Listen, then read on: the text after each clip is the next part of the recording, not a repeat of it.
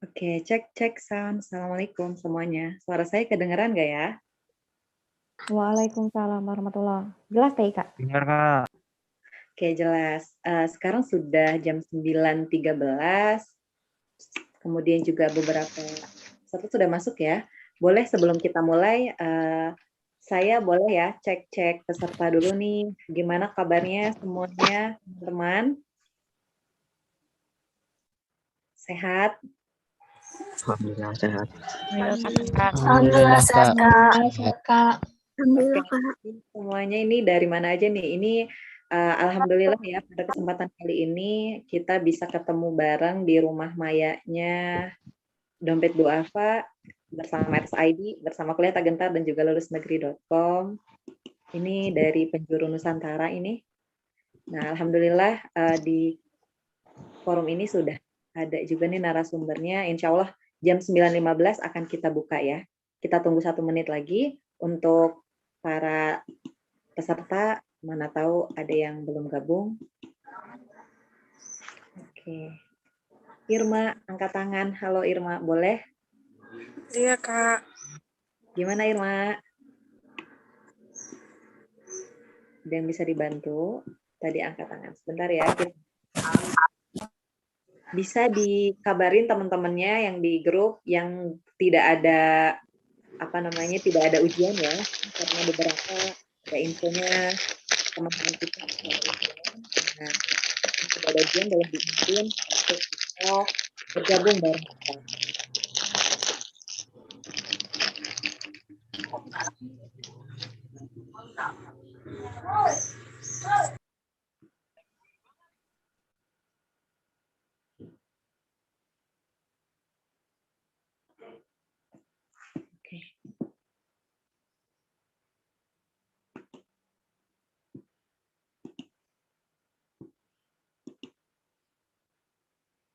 Oke, bagi teman-teman yang terkendala jaringan untuk masuk ke Zoom, insya Allah akan dibagikan link YouTube. Jadi insya Allah di forum kali ini kita selain via Zoom juga streaming YouTube ya, biar teman-teman yang terkendala jaringan untuk masuk ke Zoom tetap bisa mengikuti aktivitas kali ini. Oke, sebentar.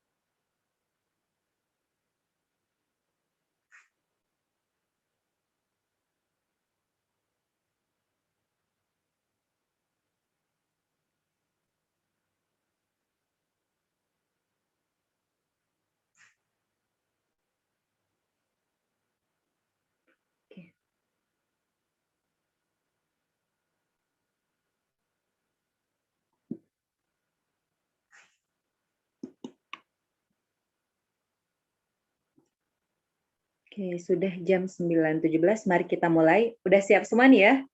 Teman-teman semua sudah siap menerima materi nih tentang strategi lulus UTBK 2021. Siap, Kak. Siap, Kak.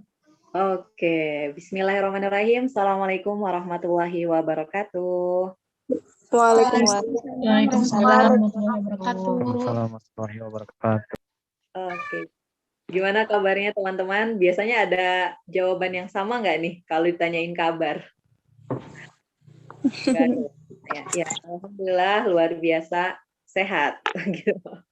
Atau kalau misalnya nanti saya tanya ya, gimana kabarnya? Teman-teman jawab, baik, luar biasa, bisa.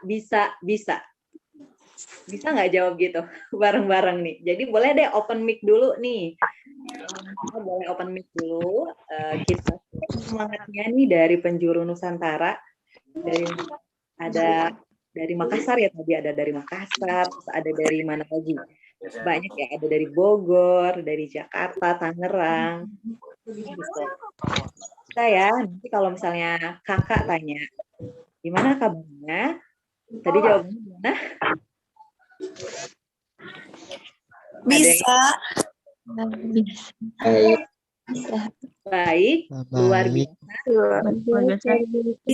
Bisa. Oke, baik. Alhamdulillahirrahmanirrahim. Puji syukur kita panjatkan kehadirat Allah Subhanahu wa Ta'ala. Karena berkat rahmat dan hidayahnya, kita bisa berkumpul di forum ini, gitu ya, meskipun forumnya online, gitu ya. Semoga bermanfaat. Insya Allah forumnya ini bermanfaat. Forum kali ini kita akan sharing santai yang banyak informasinya tentang strategi lulus UTBK tahun 2021. Nah, seperti yang kita ketahui, UTBK ini sebentar lagi ya, tanggal berapa, teman-teman? UTBK-nya kayaknya udah di notes nih, di tanggalnya ya, di kalendernya nih. Tanggal mulai 12 ya, 12 April gitu kan ya. Ini sudah menghitung hari lagi menuju UTBK. Gimana persiapannya? Teman-teman semua?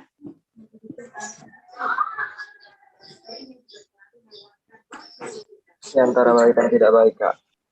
Alhamdulillah. Alhamdulillah. Ini sudah pada daftar semua untuk UTBK? Ya, sudah, Kak. Sudah, Kak. Iya, sudah, Kak. Semoga yang sudah daftar, teman-teman bisa mempersiapkan sebaik mungkin, kayak gitu ya. Kemudian juga sedang proses daftar, semoga dimudahkan untuk bisa daftar UTBK-nya, kayak gitu. Nah, alhamdulillahnya di sini saya mau menyapa dulu nih ada narasumber kita, Febi ya. Assalamualaikum Teh Febi. Waalaikumsalam warahmatullahi wabarakatuh. Selamat pagi. Selamat pagi Teh Febi, sehat Teh Febi? Alhamdulillah, luar biasa. Allahu Akbar, insya Allah.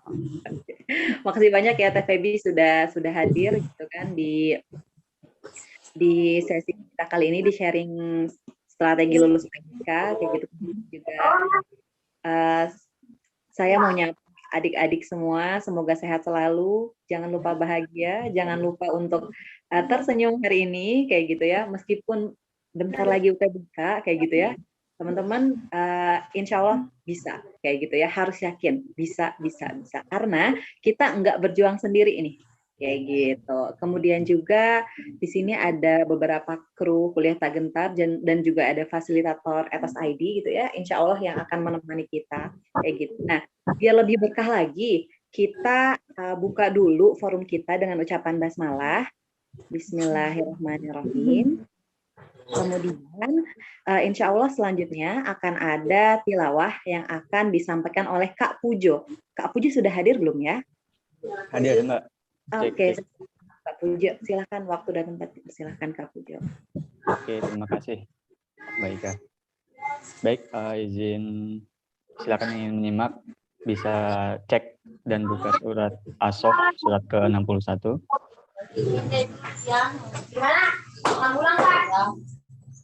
Oke, baik. A'udzu billahi minasyaitonir rajim. Bismillahirrahmanirrahim. Sabaha lillahi ma fis samawati wa ma fil ard wa huwal azizul hakim. Ya ayyuhallazina amanu lima taquluna ma la taf'alun. Kabura maqatan 'indallahi an taqulu ma la taf'alun. Innallaha yuhibbul ladzina yuqatiluna fi sabilihi shaffan ka'annahum bunyanun marsus. Wa idza qala Musa liqaumihi ya qaumi lima tu'zunani wa qad ta'lamuna anni rasulullahi ilaikum falamma zahu azahallahu qulubahum wallahu la yahdil qaumal fasiqin. Wa idza qala Isa ibnu Maryam ya bani Israila inni rasulullahi ilaikum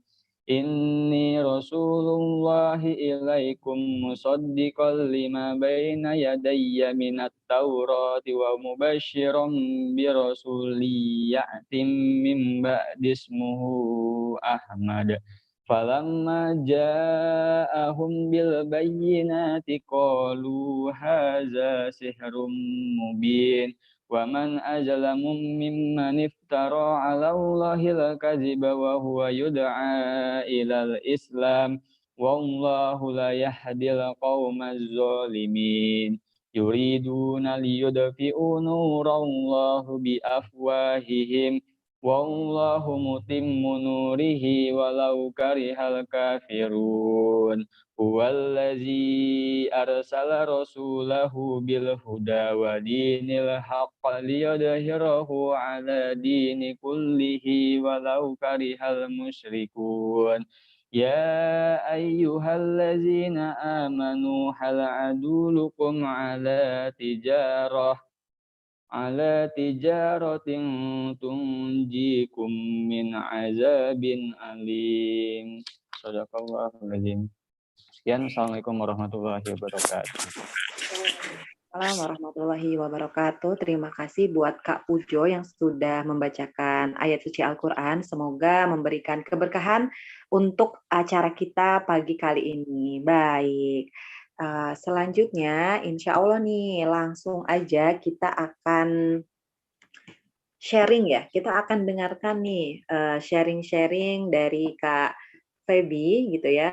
Nah, sebelumnya ini kakak mau sampaikan dulu tentang Kak Feby ya. Izin share screen dulu. Sebentar. Oke, apakah sudah muncul? Oke. Kak Feby ini adalah CEO dari lulusnegeri.com. Nah, kalau teman-teman kemarin sudah mengikuti tryout dari lulusnegeri.com, jadi lulusnegeri.com ini adalah salah satu platform pembelajaran online kayak gitu ya, berbasis website. Jadi di situ bisa tryout, kemudian juga bisa mengerjakan banyak soal kayak gitu dan dikemas dengan cara yang asik kayak gitu. Nah, di sini beliau, experience-nya ya, presenter. Nah, teman-teman bisa baca, Masya Allah banget emang beliau ini finalis ITB Entrepreneurship Challenge gitu ya, kemudian finalis Business Plan Competition, banyak banget kompetisi yang beliau ikuti seperti itu ya, dan juga di sini tim lead Bank Mata Pelajaran Biologi di EduLab, kemudian juga saat ini menjadi CEO lulusnegeri.com. Seperti itu. Baik, untuk mengefektifkan waktu, nah ini sebelumnya juga ya, Kak Feby ini lulusan S1 ITB. Nah, siapa nih yang mau ke ITB? Ayo, angkat tangannya gitu ya. Semoga bisa jadi adik-adiknya nanti Kak Feby kayak gitu ya. Nah, oke, mari kita sambut Kak Feby nih dengan tepuk tangan online. Kasih tepuk tangan online-nya dulu buat Kak Feby. Mangga Kak Feby, waktu dan tempat kami silahkan Kak Feby. Oke, siap. Saya bisa izin share screen? Bisa. Coba sebentar, Kak Feby.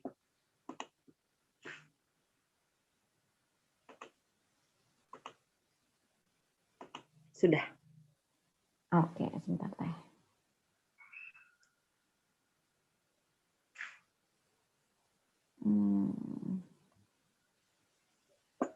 Wah, sebentar Teh. Saya suka agak-agak bingung ini. Oke.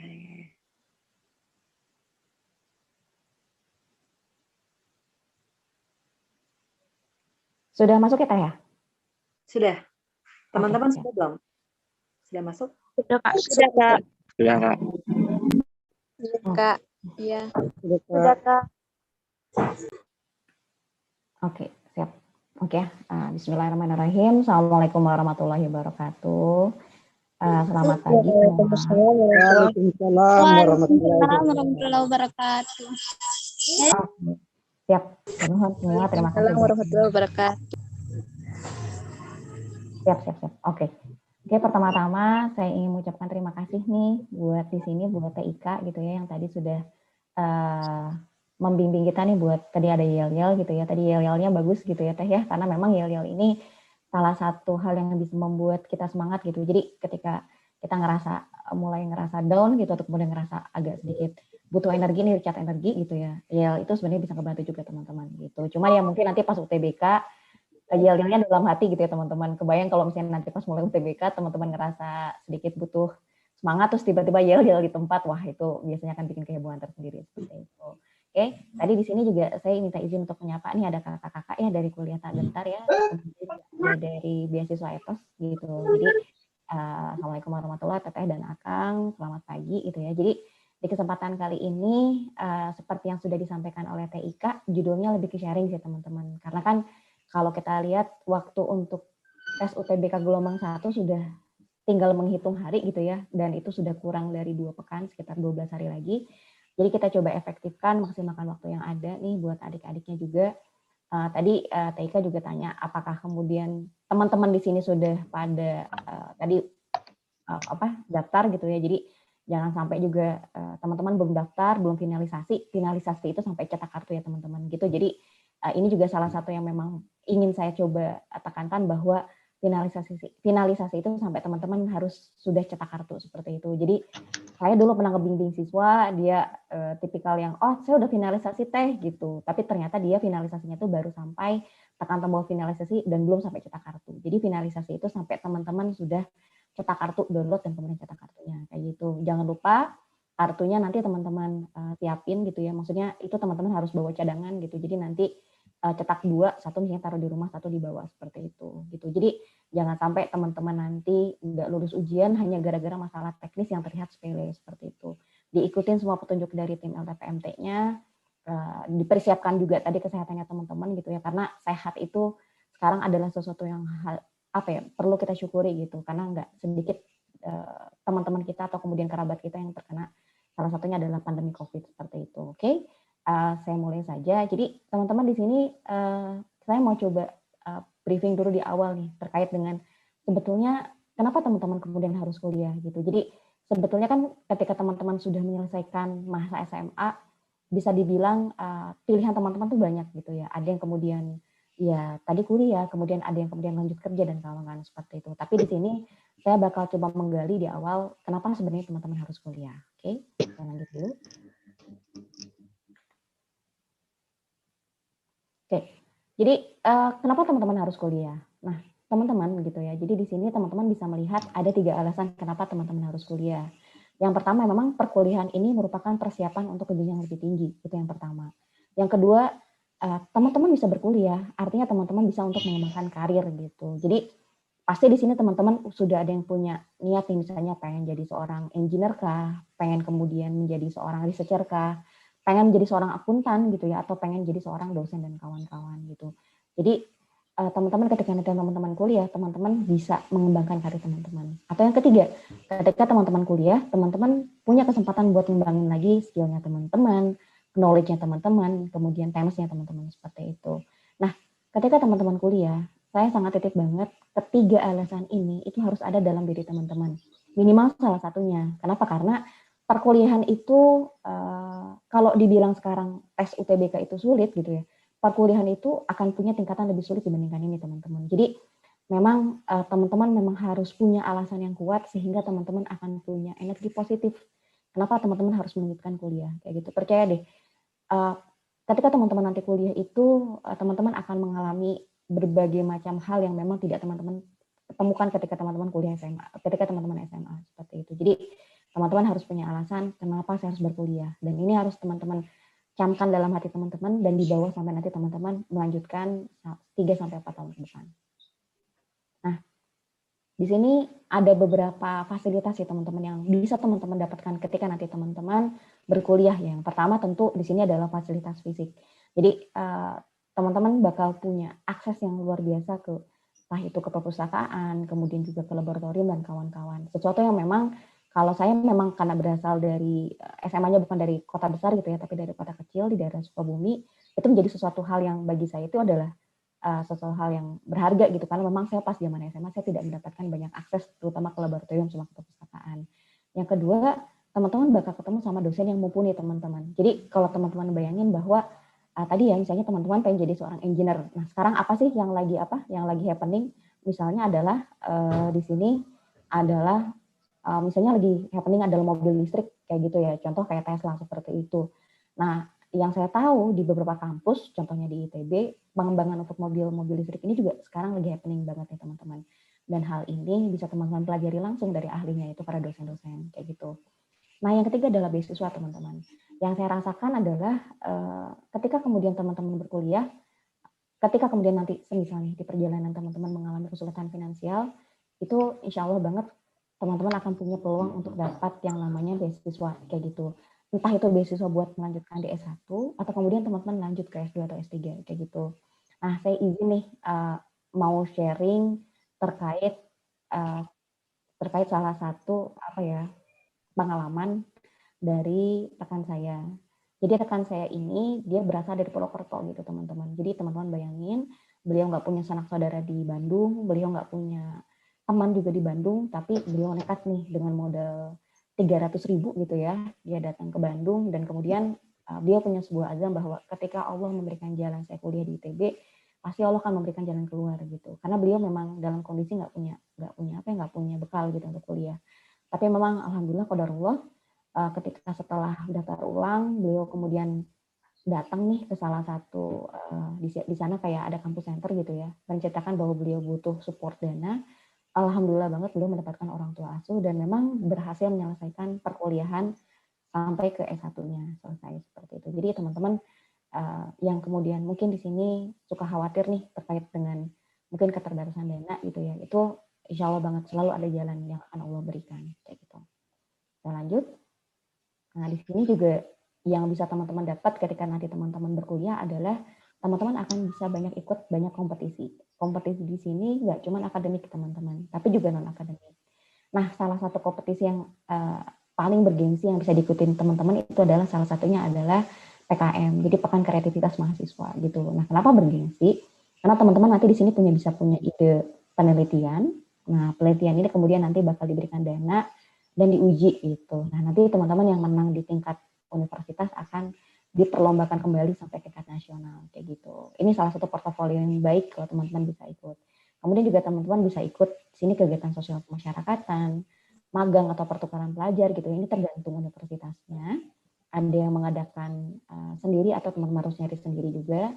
Terus di sini ada informasi bimbingan karir gitu. Jadi teman-teman di sini yang masih ragu gitu mungkin ya, wah saya udah milih jurusan nih gitu di UTBK, tapi saya masih ragu kira-kira peluang saya nanti ketika lulus itu apa. Nah, teman-teman bisa coba akses yang namanya bimbingan karir gitu. Di setiap universitas biasanya ada webnya.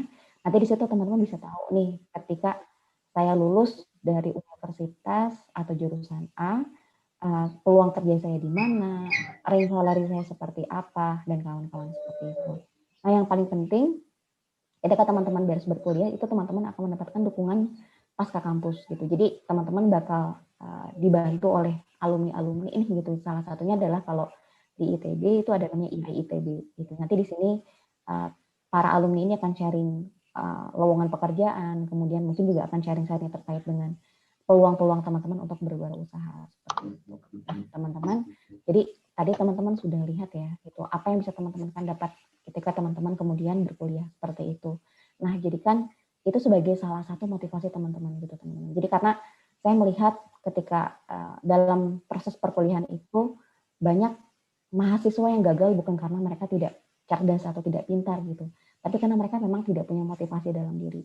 Jadi namanya motivasi itu adalah sesuatu yang sifatnya apa ya, kalau dibilang kayak semacam energi atau kemudian api ya, yang harus teman-teman jaga selalu ada gitu, sehingga itu bisa menjadi apa ya, bisa menjadi semacam kekuatan apapun nanti masalah teman-teman yang bakal hadapi ya teman-teman bisa lalui. Oke, kita lanjut aja.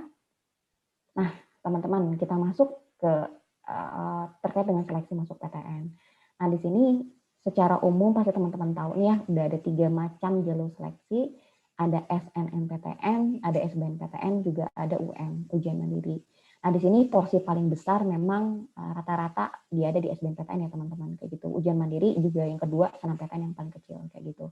Nah, di sini saya akan coba review cepat saja teman-teman karena informasi ini juga sudah disampaikan oleh dari tim LTPMT sendiri.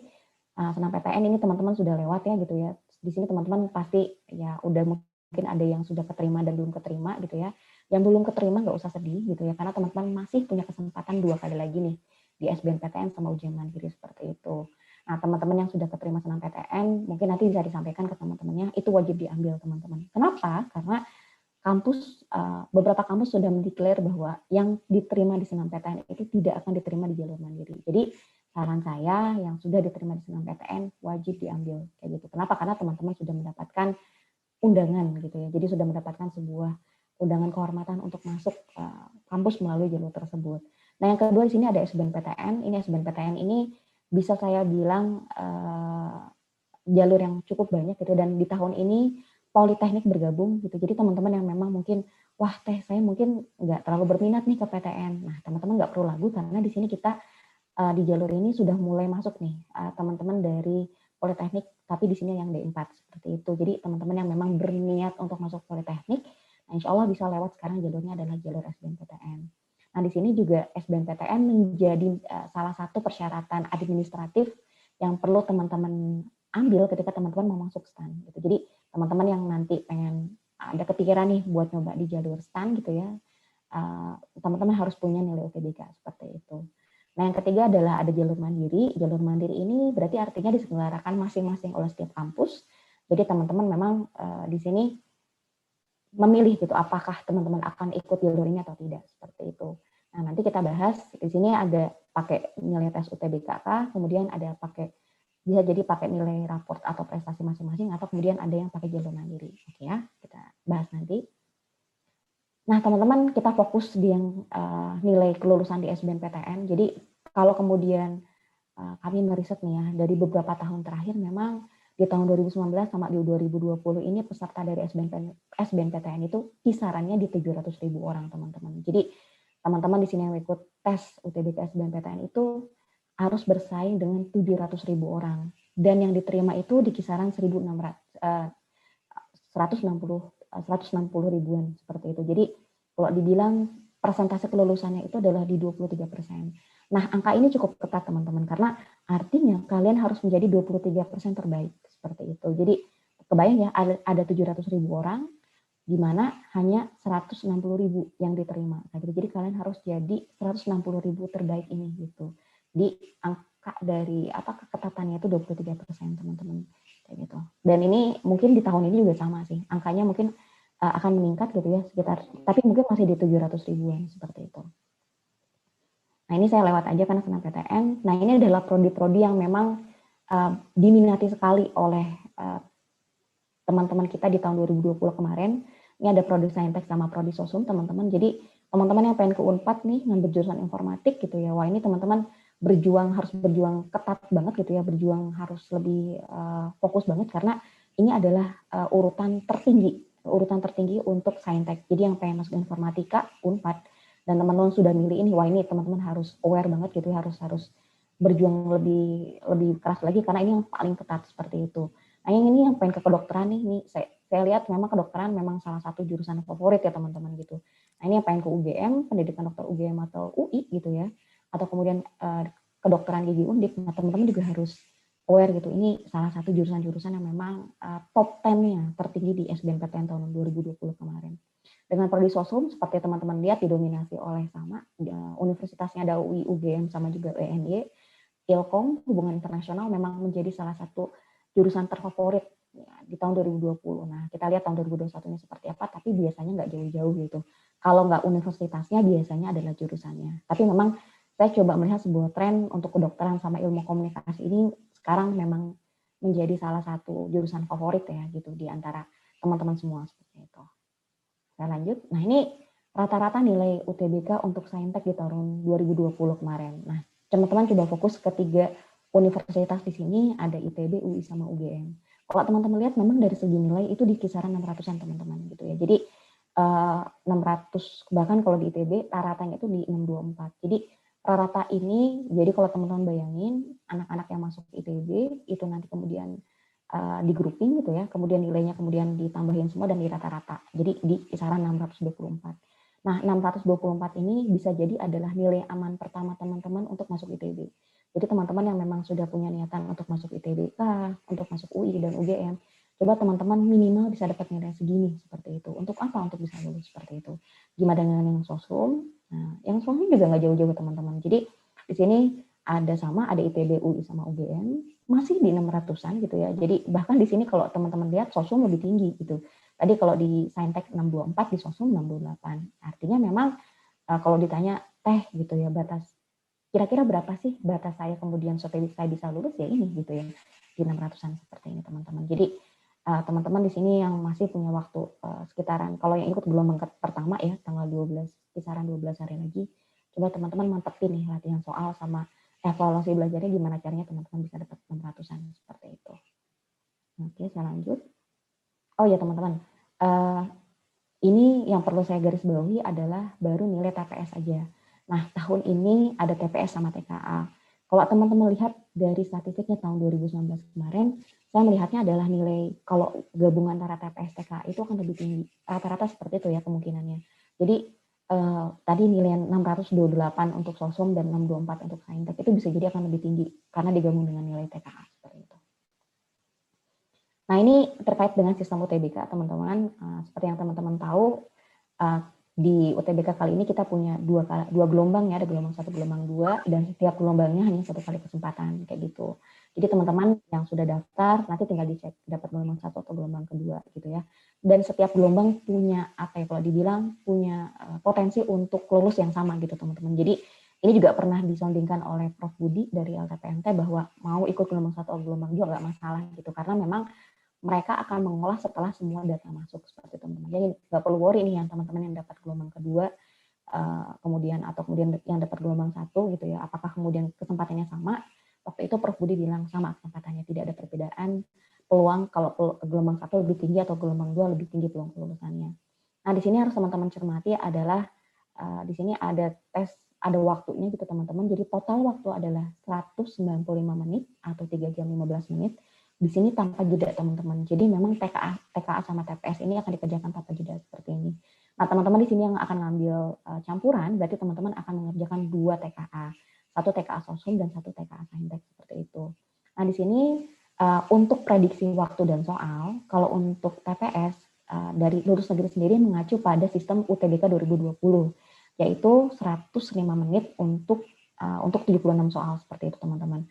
Sedangkan kalau untuk sosum itu untuk TKA itu ada di ada di 90 menit untuk 80 soal sesuai dengan contoh dari LTPMT sistem ujian di tahun 2019 kemarin seperti itu. Jadi ini baru prediksi aja. Kenapa? Karena memang dari LTPMT belum pernah bilang waktu dan soalnya gitu. Hanya mereka bilang totalnya adalah di 190 menit seperti itu. Jadi kebayang teman-teman gitu ya, 105 menit untuk 76 soal. Berarti per soalnya teman-teman butuh waktu 1, sekitaran 1,4 menit seperti itu. Sedangkan kalau misalnya untuk yang TKA itu 90 menit untuk 80 soal. Berarti teman-teman harus kerjain kisaran 1,1 menit gitu untuk bisa kerjain itu. Saya lanjut.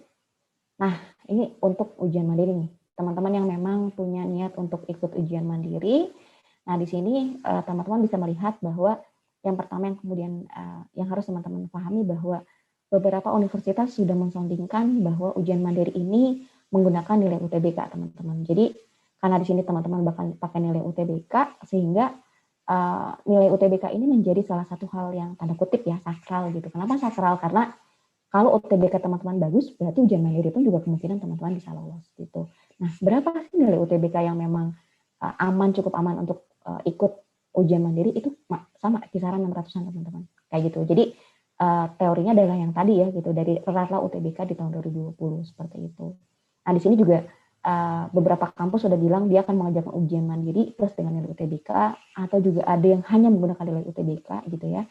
Atau kemudian di sini ada yang di-combine dengan nilai prestasi atau nilai akademik seperti itu. Nah, di sini teman-teman yang akan mengambil ujian mandiri, saya coba tekankan untuk teman-teman berhati-hati untuk mengambil tes, jadwal tes. Kalau yang ada tesnya, usahakan tidak dalam waktu yang berdekatan, apalagi bertabrakan gitu. Jadi kalau kemudian hanya daftar dan melampirkan nilai UTBK, mungkin nggak ada masalah ya teman-teman ya gitu, dia tabrakan. Tapi kalau harus ada jadwal tes, misalnya saya ambil contoh seperti UGM ya, UGM mensyaratkan akan ada tes gitu ya, tes mandiri seperti itu. Nah, berarti kalau teman-teman mau ngambil tes UGM, berarti jangan sampai di hari itu juga ada tes yang lain seperti itu. Paling itu sih yang pengen saya coba tekankan. Gitu. Oke, nah teman-teman masuk ke slide selanjutnya. Tadi kan teman-teman sudah tahu nih gitu ya, kenapa teman-teman harus berkuliah, apa yang bisa teman-teman dapatkan ketika nanti teman-teman kuliah, terus juga teman-teman tadi sudah mengenali seperti apa sistem ujiannya gitu. Tadi ada 3 jenis, ada SNM, ada SBM, dan ujian mandiri. Rata-rata dari UTBK tahun lalu 2020 seperti apa. Nah, sekarang saya coba mau ngebedah apa sih yang harus teman-teman siapkan gitu ya. Jadi di sini lebih apa yang harus teman-teman siapkan dan kemudian bisa kita optimalkan nih menjelang 12 hari ke UTBK seperti itu. Yang pertama, nah ini sebetulnya ini mungkin sudah lewat ya teman-teman, karena teman-teman di sini pasti sudah banyak yang sudah milih jurusan, tapi kemudian ya siapa tahu nih teman-teman di sini ada yang mau coba ngambil jurusan lain ketika ujian mandirinya gitu ya. Jadi kenapa jurusan kuliah ini menjadi salah satu hal penting sih yang perlu teman-teman pertimbangkan ketika nanti teman-teman berkuliah, karena memang kalau teman-teman bayangin ketika kuliah itu teman-teman investasinya 2 ya, ada investasi waktu sama investasi di sini adalah dana seperti itu, sehingga kemudian akan lebih baik ketika teman-teman kuliah itu memang sesuai dengan minat sama bakatnya teman-teman atau sesuai dengan passionnya teman-teman gitu. Jadi di sini ada secara umum kalau dari kami dari tim Rumus Negeri ada 6 poin sih yang bisa teman-teman lakukan ketika teman-teman ingin menentukan sebuah jurusan kuliah seperti itu. Jadi tadi ya sesuaikan dengan minat sama bakat gitu. Gampangnya gini teman-teman, kalau minat sama bakat itu, kalau teman-teman suka, pasti teman-teman ngerasa hal itu akan menjadi mudah. Ya kurang lebih kalau misalnya di sini teman-teman yang ada yang kok saya kalau disuruh untuk ngitung akuntansi gitu ya, bikin pembukuan kok rasanya gampang dan mudah gitu. Nah bisa jadi itu adalah bakat dari teman-teman seperti itu. Nah yang kedua adalah saya tetap sarankan teman-teman gitu ya, ketika nanti teman-teman mau milih jurusan kuliah lain nih selain yang sudah dipilih di UTBK, itu coba lakukan riset terkait dengan jurusan sama universitasnya. Kenapa? Karena tadi teman-teman gitu, teman-teman bakal investasi waktu di sana 3,5 sampai 4 tahun gitu ya. Sayang banget kalau teman-teman kemudian salah pilih jurusan seperti itu. Nah, kenapa? Karena saya punya cerita nih gitu. Saya dulu punya teman gitu ya, dia keterima di jurusan yang favorit lah di ITB-nya itu adalah di FTI, jurusan teknik kimia gitu. Wah, itu favorit banget di ITB dan susah buat masuk ke sana. Nah, tapi ya itu gitu yang terjadi karena itu tidak sesuai dengan minat dan bakat dia. Jadi dia salah riset jadi waktu itu. Jadi dia berpikir bahwa teknik kimia itu kebanyakan kimia dibandingkan fisika sama matematiknya. Ternyata setelah masuk kampus, banyakkan fisika sama matematiknya. Ya sudah gitu, dia shock, ternyata dia nggak siap. Nah akhirnya di tingkat 3 dia memutuskan untuk pindah jurusan. Jadi memang kalau di ITB itu sifatnya bisa pindah jurusan walau kemudian nggak, tapi bukan ikut tes UTBK. Jadi kayak pindah dari satu jurusan ke jurusan lain dan tetap ada ujiannya. Yang ketiga adalah coba teman-teman pertimbangkan nilai akademis. Jadi coba teman-teman melihat kira-kira nih gitu ya, kira-kira jurusan-jurusan yang memang sesuai dengan saya itu adalah biasanya dilihat dari nilai rapot yang bagus gitu ya. Contoh nih kenapa saya ngambil biologi, karena waktu itu saya merasa bahwa nilai biologi adalah nilai yang paling bagus gitu ya, dan memang yang paling saya kuasai. Makanya kenapa di pilihan saya yang kedua itu adalah ngambil biologi seperti itu. Nah, yang keempat adalah sesuaikan dengan kemampuan finansial teman-teman. Jadi kemampuan finansial di sini adalah dalam artian ketika nanti teman-teman dalam tanda kutip nih, misalnya tadi merasa bahwa wah nih saya kemungkinan bakal ada mungkin kesulitan finansial mungkin ketika melanjutkan, nah teman-teman harus prepare seperti itu. Nah memang yang saya kemudian coba saya lihat bahwa beasiswa ini cukup banyak teman-teman. Ada yang beasiswa ketika teman-teman nanti sudah mulai masuk di perkuliahan, yaitu di tingkat 2 dan tingkat 4 misalnya. Contoh, kalau saya pribadi saya pernah dapat beasiswa di tingkat 2 sama tingkat 3 dan tingkat 4 gitu. Jadi tingkat 1 memang saya masih mendapat pendanaan dari orang tua, baru setelah itu saya coba cari beasiswa. Cuman teman-teman yang memang mau cari beasiswa nih, saya sangat wanti-wanti banget, memang harus dijaga banget IPK-nya gitu ya. Jadi IPK-nya nggak boleh kurang dari 3 minimal, seperti itu. Nah yang kelima adalah konsultasikan jurusan teman-teman dengan kakak-kakak di sini yang memang yang sudah berpengalaman. Nah teman-teman kan di sini punya mentor ya, punya kakak di sini yang memang sudah pernah mengalami perkuliahan. Nah coba di-sharing nih, kegalauannya teman-teman apa, ketakutannya teman-teman apa gitu, dan coba sharing juga pengalaman mereka ketika berkuliah itu seperti apa. Karena memang pengalaman-pengalaman yang sudah didapat oleh kakak-kakak pembimbing, nah teman-teman itu memang sesuatu yang memang sifatnya bisa ngebantu teman-teman nanti ketika teman-teman berkuliah seperti itu. Nah terakhir itu maksimalkan kesempatan sama pilih jurusan. Dalam artian kayak gini, seperti yang kita tahu bahwa untuk masuk ke untuk masuk PTN itu teman-teman punya 3 jalur. Kalau senam PTN sudah lewat, teman-teman nggak bisa keterima, teman-teman masih punya 2 jalur nih. Ada jalur tes ujian mandiri sama tes UTBK, kayak gitu. Terus kemarin juga ada sempat tanya, Kak bisa nggak sih kalau untuk tes ujian mandiri bisa dapat beasiswa nggak sih gitu? Saya akan jawab ya gitu. Kenapa? Karena adik saya pun juga yang memang dia lolos lewat jalurnya SIMAK UI gitu ya, notabene itu adalah jalur mandiri, itu masih mendapatkan keringanan biaya seperti itu teman-teman. Jadi teman-teman nggak usah worry gitu ya. Kalau memang itu sudah jalan teman-teman, pasti akan selalu ada kemudahan yang Allah berikan gitu ya. Jadi ketika nanti teman-teman nggak lulus, misal nih gitu ya jalur UTBK ya teman-teman nggak boleh hopeless gitu. Kenapa? Karena yang namanya peluang itu cuma ada 2 teman-teman. Berhasil kalau nggak gagal ya.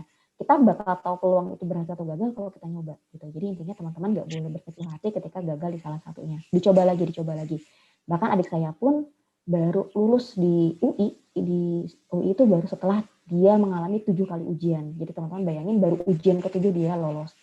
UTBK tahun lalu nggak lolos, nah UTBK tahun kedua pun sama nggak lolos, tapi baru qadarullah memang baru lulus di UTBK yang di SIMAK UI yang kedua seperti itu. Jadi teman-teman nggak usah ngerasa hopeless ya gitu kalau kemudian teman-teman gagal di salah satunya seperti itu. Lanjut. Nah sekarang lebih ke gimana nih strategi menghadapi ujian gitu ya. Jadi kalau tadi adalah strategi untuk milih jurusan, ini adalah strategi gimana menghadapi ujian. Jadi pertama teman-teman harus mencari info nih. Jadi sekarang nih gitu ya, di 12 hari terakhir ini teman-teman cari info.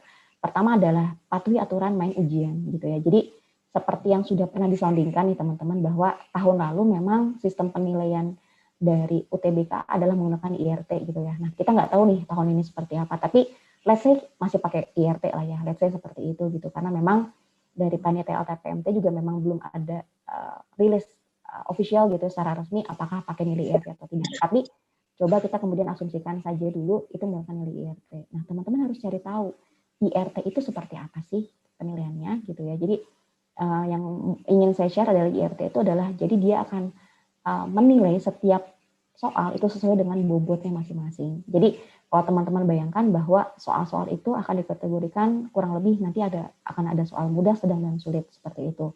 Nah yang harus teman-teman tahu bahwa dalam soal itu terutama TKA ya, terutama TKA itu pasti ada soal mudah, pasti ada soal sedang, dan pasti ada soal sulit kayak gitu. Nggak semua soal itu bakal mudah, ada sulit kayak gitu. Jadi teman-teman memang harus coba tahu dulu nih gitu. Nah ada bobot di setiap soal seperti itu.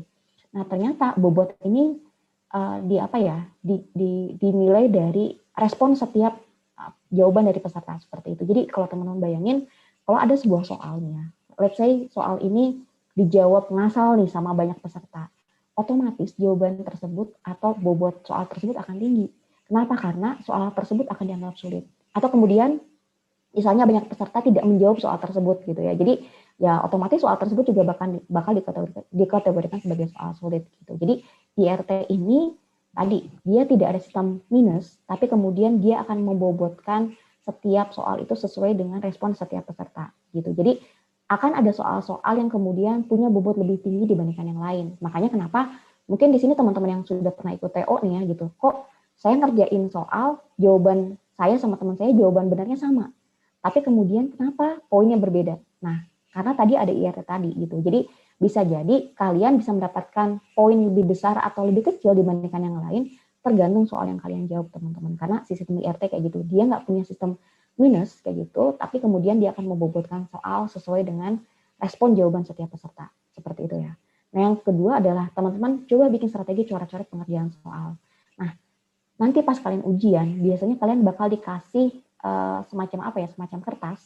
Nah, kertas ini kertas HVS biasanya antara 1 sampai 2 lembar. Coba teman-teman lipat menjadi 4 atau jadi 6 bagian, dan coba lipatan tersebut teman-teman bikin secara rapi gitu. Jadi pengerjaan soal tuh jangan coret-coret itu jangan acak-acakan. Nah, kenapa? Ketika nanti teman-teman ngerjain soal dan ngerasa stuck, teman-teman lanjut dulu. Tapi ketika teman-teman mau ngerjain soal yang tadi dilewat, teman-teman bisa melihat tuh coret-coretannya seperti apa kayak gitu. Jadi memang teman-teman harus bikin strategi, bikin kotretan seperti itu. Jadi coret-coretannya memang harus rapi. Sehingga ketika kalian mau ngerjain soal yang tadi dilewat, teman-teman bisa tahu recordnya kayak gimana. Kebayang dong kalau coret-coretannya acak-acakan ya. Teman-teman bakal bingung nih, aduh nih saya naruh soal coret-coretan nomor 1 di mana, kayak gitu. Jadi tadi kalau nanti teman-teman punya kertas, coba dilipat dulu bisa 4 atau 6, dimulai dari bagian paling kiri, kayak gitu. Jadi nanti dari bagian paling kiri, teman-teman tulis dulu, kayak gitu. Nah itu ngebantu banget ketika nanti teman-teman harus mencari record coret-coretan yang sebelumnya seperti itu. Nah di sini bikin strategi pengerjaan soal, jadi dahulukan soal-soal mudah kayak gitu. Jadi dahulukan soal-soal mudah dulu karena tadi dalam UTBK ini akan ada grading soal mudah, sedang, sulit. Jadi ketika teman-teman stuck di satu soal, lanjut dulu aja, kayak gitu, dilanjut aja. Dan jangan terlalu lama mengerjakan soal. Jadi rata-rata untuk TPS teman-teman harus bisa mengerjakan sekitar 1,4 menit untuk TPS ya. Untuk TKA itu kisaran 1,1 menit kayak gitu. Jadi teman-teman harus punya semacam timer lah gitu. Kalau udah lewat waktu itu teman-teman lanjut aja dulu. Karena teman-teman terbatas banget sama waktu gitu ya. Jangan sampai kemudian kalian terfokus pada satu soal sulit, kemudian kalian nggak bisa ngerjain soal yang lain. Padahal yang soal mudahnya kemudian bisa jadi ada di belakang gitu ya. Jadi kan tergantung dari pembuat soal ya, bisa jadi soal mudahnya itu di belakang, sedangkan soal sulitnya itu di depan, seperti itu. Nah, terakhir nih sebenarnya cari strategi nembak cerdas gitu. Kenapa? Karena nembak itu ada dua teman-teman. Ada nembak cerdas sama nembak gambling. Gambling itu judi ya sebetulnya. Kalau nembak judi itu saya ngambil contoh tuh kayak ngebatik loh teman-teman. Misalnya soalnya C semua gitu ya, jawabannya tuh B semua, ngebatik gitu ya kayak gitu. Ya berarti kan persentase teman-teman buat benar itu cuma kisaran 20% seperti itu. Tapi kalau teman-teman nembak cerdas itu kalau diibaratkan teman-teman mengeliminasi jawaban-jawaban yang tidak mungkin. Emang bisa teh? Bisa banget gitu ya. Jadi kalau teman-teman yang sudah sering ngerjain soal, teman-teman bakal melihat akan ada jawaban pengecoh yang bisa terlihat polanya. Jadi salah satu yang saya lakukan ketika waktu itu saya ujian ya, karena waktu itu juga saya lolosnya via jalur UTBK, adalah saya melihat ada pola tertentu, terutama untuk soal-soal yang sifatnya hitungan ya. Ada pola yang nggak masuk akal. Nah itu yang kemudian saya delete. Percaya deh teman-teman. Cara nembak seperti itu biasanya bakal bisa mengeliminasi sampai 3 jawaban. Sampai aja teman-teman harus milih nih antara jawaban yang A atau yang B biasanya. Nah, itu bagi saya pribadi sih kebukti banget. Biasanya nanti akan ada sebuah perhitungan yang memang coba aja teman-teman lihat. Ada yang soal yang memang bisa kita coret karena memang polanya nggak masuk akal seperti itu. Nah, gimana bisa tahu? Ya teman-teman harus latihan soal. Kayak gitu. Makanya kenapa di strategi kedua adalah saya lebih menyarankan untuk 12 hari terakhir ini adalah fokus ke latihan teman-teman. Fokus ke latihan, fokus ke bab yang memang teman-teman bisa kayak gitu. Jadi kita tahu bahwa banyak banget gitu ya, terutama untuk TKA nih gitu ya. TKA itu kan kalau teman-teman yang ngambil IPA aja kan berarti kan ada matematik IPA, fisika, kimia, biologi gitu, dan itu ada bab kayak gitu. Nah, teman-teman memang harus tahu bab apa saja yang memang teman-teman sekarang kuasai dan fokus aja di situ. Karena waktu teman-teman udah sangat mepet, sudah 12 hari, udah nggak mungkin. Kalau bagi saya pribadi, saya melihatnya udah akan sulit untuk teman-teman nambah bab baru. Nah, sekarang mending teman-teman fokus sama bab yang teman-teman bisa recall. Jadi setiap kali teman-teman udah beres latihan soal, udah beres kurang materi, teman-teman recall. Recall dalam artian teman-teman ingat-ingat lagi apa yang teman-teman tadi kerjain. Seperti itu, dan lakukan secara kontinu. Akan teman-teman di sini sebagian besar udah beres nih ujian akhir sekolahnya gitu ya. Nah, jadi sekarang fokus aja ke UTBK dan recall gitu. Nah, proses recall yang paling enak gitu ya. Sebenarnya setiap orang punya cara recall yang paling enak, tapi bagi saya itu adalah recall itu adalah menjelang tidur. Jadi secara konsep otaknya adalah ketika teman-teman itu kemudian tidur, sebetulnya otak itu membereskan materi-materi yang tadi teman-teman baca gitu. Jadi teman-teman pernah nonton film ini nggak sih, SpongeBob gitu, yang dia pernah kebakaran gitu otaknya gitu ya, karena memang terlalu banyak file gitu ya, sehingga kemudian si otaknya itu memang perlu waktu untuk menyusun si filenya kayak gitu. Nah, itu memang terjadi pada otak kita gitu teman-teman. Jadi sebetulnya proses perapihan file di otak itu terjadi ketika teman-teman tidur gitu. Jadi kalau saya pribadi setelah latihan soal udah beres nih recall gitu ya, recall beberapa kali. Nah, setelah recall itu biasanya saya istirahat. Istirahat di sini adalah tidur gitu. Jadi biasanya setelah bangun tidur itu akan lebih ingat kayak gitu. Nah, recall ini juga nanti bisa juga mungkin teman-teman di sini yang suka bangun subuh gitu ya, belajar di subuh, nah itu recall, salah satu recall yang enak juga gitu. Jadi kalau saya boleh bilang recall itu paling enak sebelum tidur atau kemudian setelah sholat subuh seperti itu, atau setelah sholat tahajud seperti itu. Itu yang bagi suka gayanya adalah belajar subuh ya gitu. Tapi teman-teman yang punya gaya belajar begadang, mangga lah, itu mah setiap orang punya gaya tersendiri. Cuman recall itu adalah satu hal yang penting seperti itu. Nah, teman-teman, saya ngambil contoh. Nah, ini kelompok materi. Jadi mungkin nanti kita bakal share juga ke teman-teman gitu ya. Ini adalah materi-materi yang sering keluar. Jadi teman-teman bisa lihat dari semua materi geografi. Ini materi geografi teman-teman yang keluar di tahun 2017 sampai 2015. Dan ini nggak semuanya gitu ya. Jadi nggak semua materi kelas 1 sampai kelas 3 itu keluar semua gitu. Jadi teman-teman sebenarnya bisa pick dari sini, bisa ambil kira-kira materi mana aja yang sering keluar dan teman-teman kuasai. Perkuat di situ, banyakin latihan di situ gitu teman-teman. Jadi di sini contoh ini cuma ada berapa nih? Paling ada 10 atau ada 13 sub materi yang memang bisa teman-teman coba kuasai dan kemudian coba pelajari lagi seperti itu. Nah, terakhir teman-teman di sini strategi menghadapi ujian adalah evaluasi. Nah, evaluasi di sini yang paling penting adalah teman-teman memang harus secara kontinu ikut simulasi ujian. Simulasi ujian ini bisa teman-teman ikut platform atau kemudian teman-teman di sini ngadain simulasi sendiri gitu. Teman-teman tadi udah tahu nih waktu UTBK itu adalah 3 jam 15 menit. Nah, coba aja teman-teman nanti kumpulin soal, bikin timer sendiri. Nah, nanti di waktu 3 jam 15 menit seperti apa gitu ya. Nah, setelah teman-teman ikut simulasi ujian ini, teman-teman harus evaluasi nih. Evaluasi apa? Kira-kira gimana peluang saya untuk lulus di jurusan tersebut. Nah, kan namanya peluang berarti kan nggak bakal 100% betul. Namanya passing grade itu sebetulnya nggak ada teman-teman. Jadi ketika teman-teman udah beres ujian, memang kan nanti kan teman-teman bakal melihat ada peluang di situ ya, ada peluang kelulusan gitu. Nah, teman-teman memang nggak boleh ngerasa down banget ketika teman-teman nggak pernah lulus. Kenapa? Karena itu cuma peluang aja teman-teman. Jadi passing grade itu nggak pernah ada di kampus. Itu cuma peluang yang dibikin oleh kita, platform gitu ya. Makanya kenapa namanya passing grade itu berbeda-beda setiap platform. Karena itu adalah pendekatan saja. Jadi kalau di matematika ada istilah limit gitu ya. Nah, itu adalah semacam limitnya, mendekati saja gitu seperti itu. Nah, jadi teman-teman yang memang nanti belum pernah berhasil, teman-teman nggak boleh ngerasa down banget. Atau teman-teman yang memang pernah ngerasa, wah ini saya pernah lulus nih teh di jurusan ini. Jadi nggak boleh juga overconfident gitu. Jadi jadikan itu sebagai evaluasi seberapa dekat kalian untuk mencapai jurusan yang kalian mau kayak gitu. Nah, gimana kalau kemudian jurusan teman-teman rasanya saya masih jauh nih Kak gitu. Poin saya masih di 400. Kemudian mungkin poin saya masih di 300. Nah, teman-teman harus punya yang namanya rencana untuk ikut tes ujian mandiri kayak gitu ya. Karena kan tes ujian mandiri seperti yang teman-teman tahu, peluangnya hampir sama besar seperti UTBK gitu. Jadi ya kalau teman-teman ngerasa bahwa di UTBK ini akan agak sulit nih untuk lulus, teman-teman harus mencoba mencari second plan lah gitu. Saya berarti harus mandirinya seperti apa? Karena kan seperti yang tadi sudah saya katakan bahwa untuk teman-teman yang ikut ujian mandiri pun juga sebetulnya kesempatan teman-teman untuk dapat beasiswa pun juga ada seperti itu. Jadi nggak usah worry lah seperti itu ya. Maksudnya mau itu jalur mandiri atau jalur UTBK tetap ada kesempatan untuk dapat beasiswa seperti itu. Nah, oke.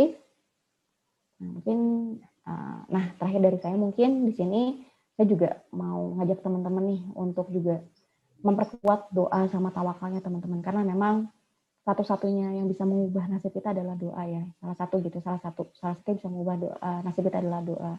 Nah, saya tekankan nih gitu di waktu-waktu ini, coba teman-teman yang mungkin rasa, wah ini saya punya banyak dosa gitu sama ibu atau orang tua, minta maaf, atau mungkin sama guru nih gitu ya kan. Secara nggak langsung kadang-kadang kita dulu kayak saya zaman-zamannya waktu SMA suka ngegibah guru gitu ya, suka ngegibahin guru gitu ya, yang nggak ada salahnya datang minta maaf, kalaupun mungkin agak malu buat minta maaf ya, at least minta ini restu dari mereka gitu ya ketika teman-teman mau ujian. Nah terus juga teman-teman juga harus selalu berpikir positif nih, apapun nanti hasilnya gitu. Kenapa? Karena Allah selalu tahu terbaik gitu ya, selalu tahu terbaik untuk teman-teman. Saya mungkin kemarin sempat sharing nih dengan salah satu alumni dari UPI gitu ya. Jadi beliau ini memang 5 kali ujian dan 5 kalinya itu selalu gagal gitu. Jadi dia tuh pengen banget masuk kalau nggak salah itu jurusan sosiologi murni, tapi dia itu sebenarnya orang tuanya kurang setuju nih karena orang tuanya pengennya masuk adalah ke pendidikan sosiologi kayak gitu. Tapi memang ya tadi ya gitu. Ketika kemudian dia sudah menjalani nih gitu ya, dia positive thinking, dia ngejalanin jurusan yang ngambil itu yang jurusan pendidikan sosiologi, dia jalanin dengan baik. Nah, alhamdulillah banget memang Allah memang memberikan jalan terbaik di situ. Kenapa? Karena di sana dia punya kesempatan untuk banyak kompetisi, dia juga bisa dapat beasiswa seperti itu. Dan memang tadi gitu ya, dia akhirnya setelah lulus dari UPI-nya bisa mendapatkan pekerjaan yang sesuai dengan apa yang dia mau seperti itu. Jadi itu menjadi seorang pengajar. Gitu. Jadi memang tadi ya gitu, apapun nanti hasilnya teman-teman nggak boleh kecewa mungkin ya teman-teman, itu hal yang wajar, tapi kecewa itu kan memang sifatnya nggak boleh berlarut-larut kayak gitu. Jadi ketika teman-teman nanti ngerasa down, cepat recovery lagi, cepat balik lagi, karena rencana Allah bisa jadi selalu terbaik untuk buat teman-teman kayak gitu. Bisa jadi teman-teman pengennya A, tapi ternyata memang itu bukan yang terbaik buat teman-teman kayak gitu. Jadi ya tadi apapun yang terjadi, teman-teman harus bisa mengambil sisi positif dari kejadian yang sudah menimpa teman-teman. Mungkin sekian dari saya Teh. Saya kembalikan mungkin sama Teika. Oke, baik. Terima kasih banyak untuk pemaparannya ya Teh ya. Sebentar. Oke, di sini udah ada yang mau bertanya, teman-teman semua yang mau bertanya boleh angkat tangan. Nanti akan kakak persilahkan. Ini yang sudah mau nanya. Di sini ada Nopra Algusduri. Mau nanya, boleh silakan Nopra. Cek apakah suara saya terdengar, Kak? Terdengar. Oke. Tadi mungkin agak sedikit mengganjal adalah Kak Feby bilang kayak jika seandainya tidak lulus SBMPTN bisa dicoba mandiri karena memiliki peluang yang hampir sama dengan SBMPTN. Yang bermasalah adalah Kak, ketika SBMPTN itu tidak lulus, beberapa orang kecewa. Dan ketika ingin mengikuti mandiri, itu mikirnya 10 kali lipat dari sebelumnya. Kenapa? Yang mereka takutkan bukan nggak lulusnya, tapi jika lulus SPI-nya yang mereka pikirkan dalam kampus itu. Nah, apalagi yang mungkin orang tuanya dalam statusnya itu PNS. PNS itu untuk mendapatkan tunjangan bantuan itu sangat kecil peluangnya karena ya ketentuan dalam persyaratan terkadang PNS itu tidak diizinkan, anak dari PNS itu tidak diizinkan untuk mendapatkan tunjangan atau bantuan. Yang kedua adalah kecewa itu masih ada, dan ketika mereka ingin ikut mandiri, mereka takut kecewanya berkali-kali lipat dari sebelumnya. Yang itu bermasalahnya Kak untuk mentalitinya. Jadi seandainya kejadiannya seperti itu bagaimana Kak? Sekian, terima kasih. Siap. Oke. Langsung saya jawab aja ya buat Kanopra nih.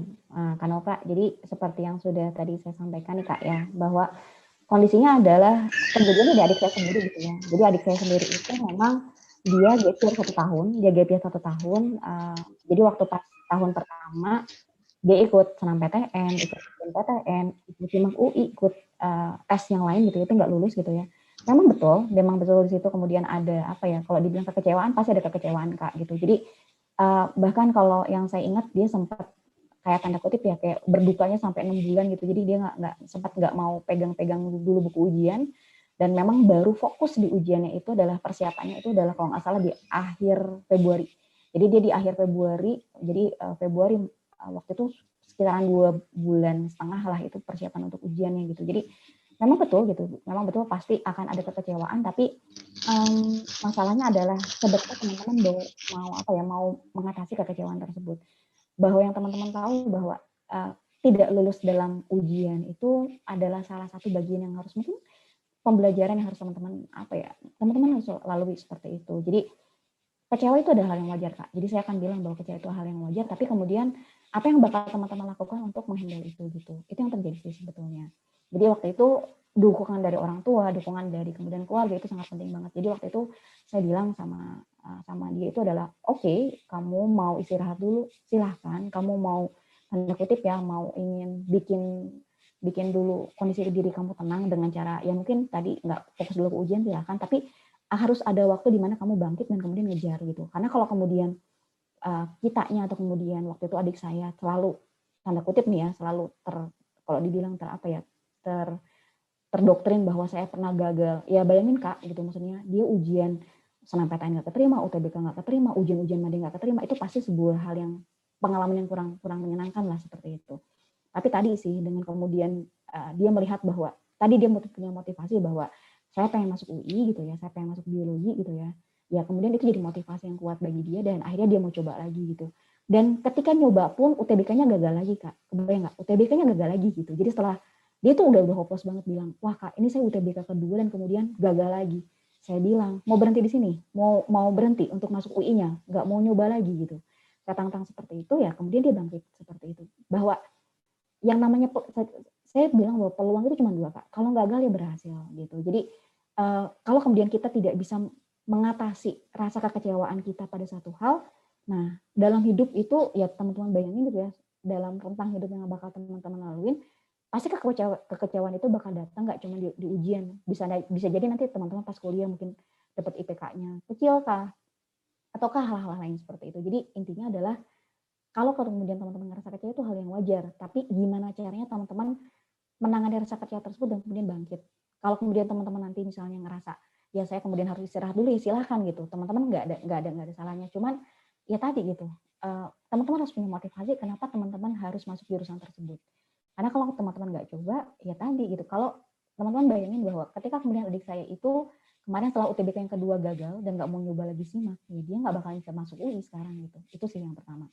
Nah yang kedua terkait dengan kebijakan kampus yang tadi terkait dengan PNS, wah saya mau maaf banget Kak, saya belum cari detail sampai ke situ, tapi kemudian yang saya rasakan bahwa background dari orang tua kami itu adalah petani Kak gitu. Jadi memang background orang tua kami adalah petani yang memang notabene waktu itu kami mengajukan keringanan kepada UI-nya sendiri untuk kemudian tidak membayar full seperti itu.